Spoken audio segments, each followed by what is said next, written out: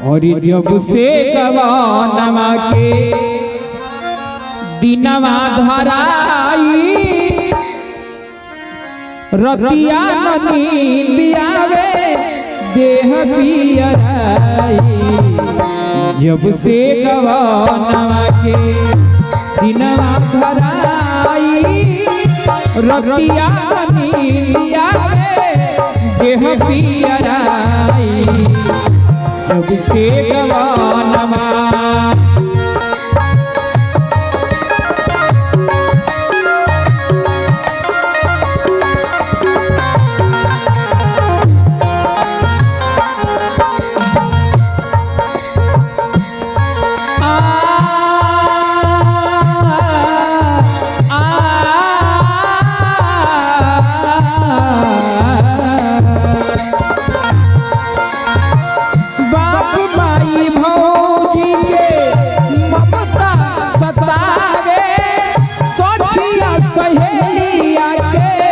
रहिया दिलावे।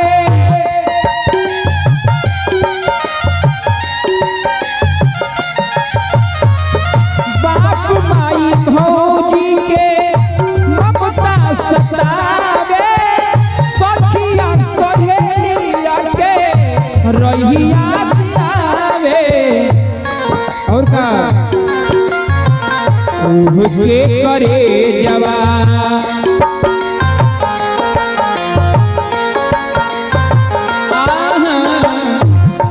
के करे जवान नयन डब डबाई।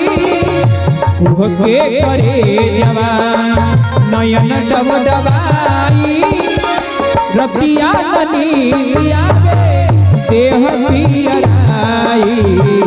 जब से गवानमा के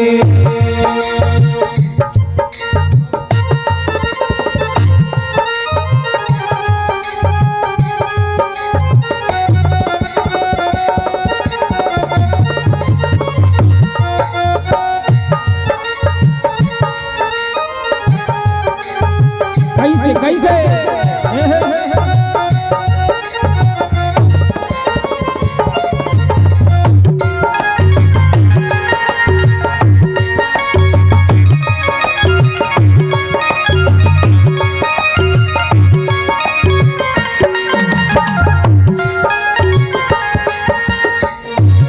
और सैकड़ों रुपए का आशीर्वाद आया है।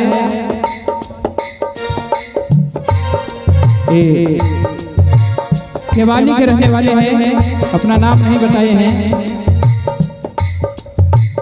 इनके तरफ से बहुत बहुत बहुत पप्पू सिंह जी इनकी तरफ से बहुत बहुत पुरस्कार आशीर्वाद मंगल कामना। कैसे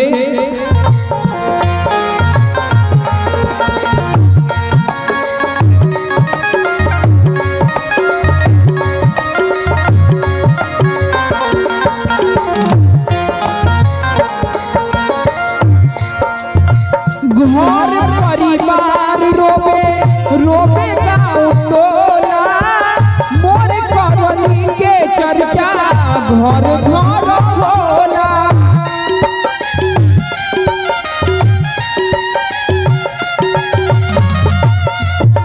अरे घर परिवार रोवे आज माता जी की याद में घर परिवार समाज गांव सब रोवत है।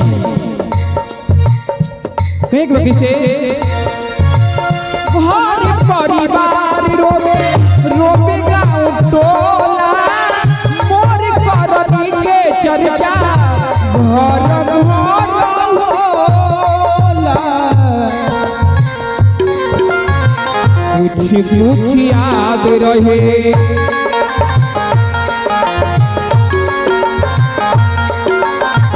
कुछ कुछ याद रहे अच के भुलाई। कुछ कुछ याद रहे अच के भुलाई रतिया नींद आवे देह पियराई। जब से गवानमा के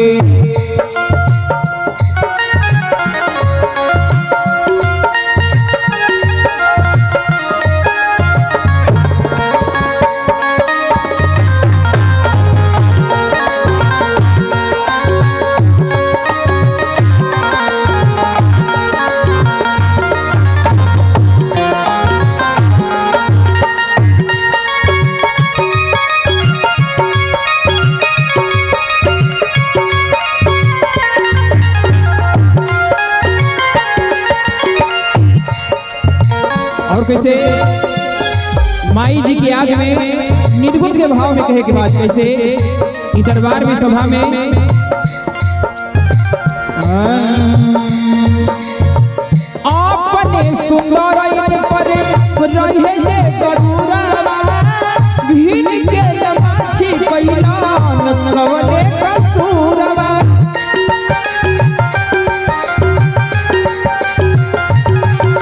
अपने सुंदर पर ये मानव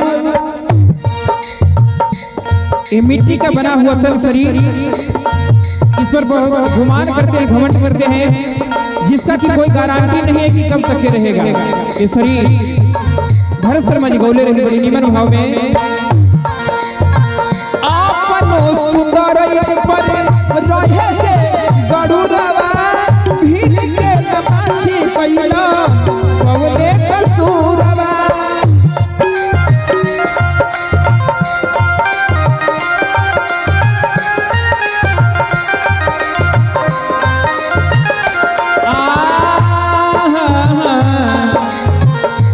हिया सजावल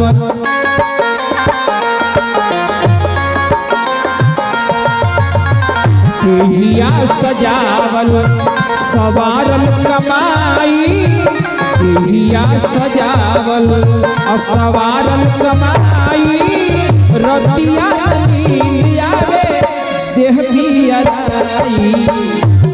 से गवानवा के दिनवा भराई रतिया नीलिया देह पियराई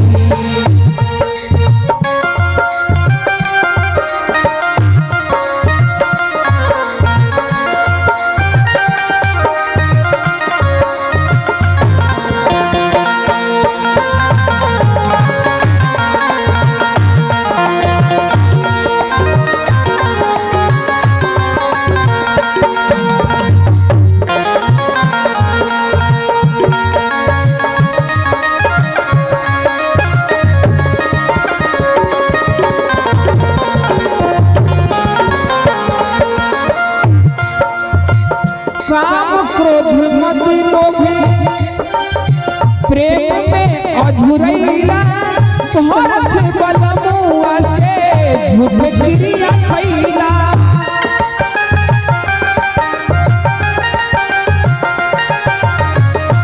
काम क्रोध मद लोभ ये चार यार जो हैं हम मानव के साथ में हैं तमाम छोड़ते नहीं हैं। कहना कैसे काम क्रोध मद लोभ प्रेम में अझुरैली भरत बलमुआ से झूठ क्रिया कैली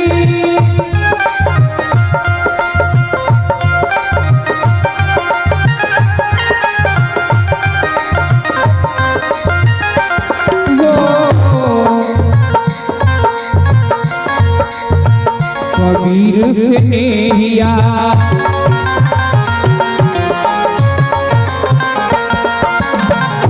चंदन से नेहिया लगवहु नाई चंदन से नेहिया और लगवहु नाई